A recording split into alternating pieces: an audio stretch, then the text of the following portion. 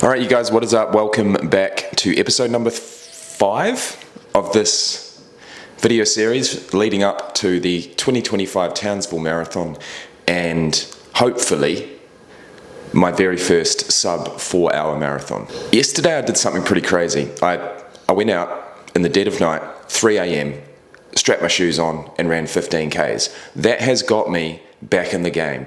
That has got me back on track, and that has given me the confidence to believe, because of how I felt whilst doing it, how comfortable I felt, surprisingly, that I can actually do this. So today's video is not going to be a workout. It's actually going to be crunching the numbers so that I know I've got this solid number in my head of a pace that I need to hit consistently for 4 hours, including 10 total minutes of breaks. Now, whether that be toilet, whether that be cramps, whether that be nutrition, taking on nutrition, stopping, stretching, walking for a period of time to take on proper nutrition and not just rush through the aid stations, I'm going to give myself 10 minutes. So what that means is that we have to complete 42.2 kilometers in a total time of 3 hours and 50 minutes.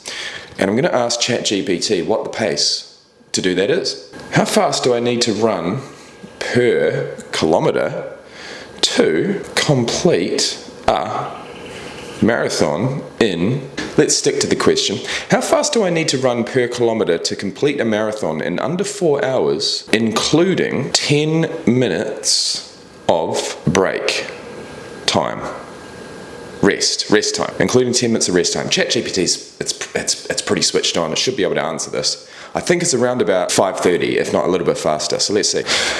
A marathon is 42.195 kilometers. You want to finish in under 4 hours total, including 10 minutes of rest time. That gives you 4 hours minus 10 minutes equals 3 hours 50 of actual running time. That is 230 minutes. The distance, 42.195 kilometers. 230 minutes divided by 42.195 kilometers equals 5:45 per K.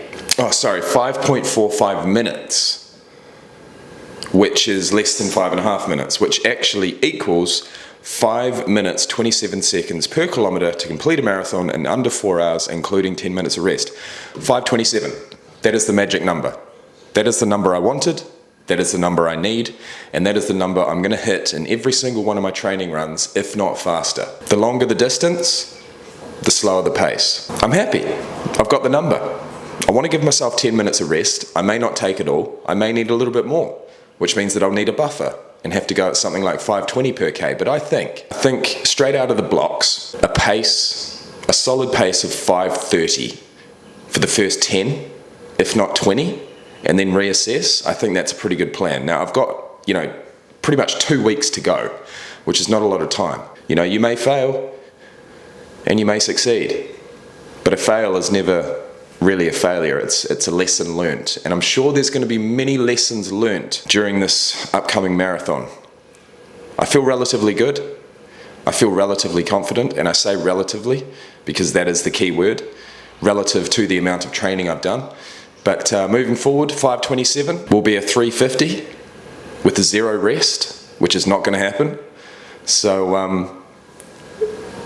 will we go faster? I don't know. Each and every goal that I've set for myself on this channel so far, I have gone faster than.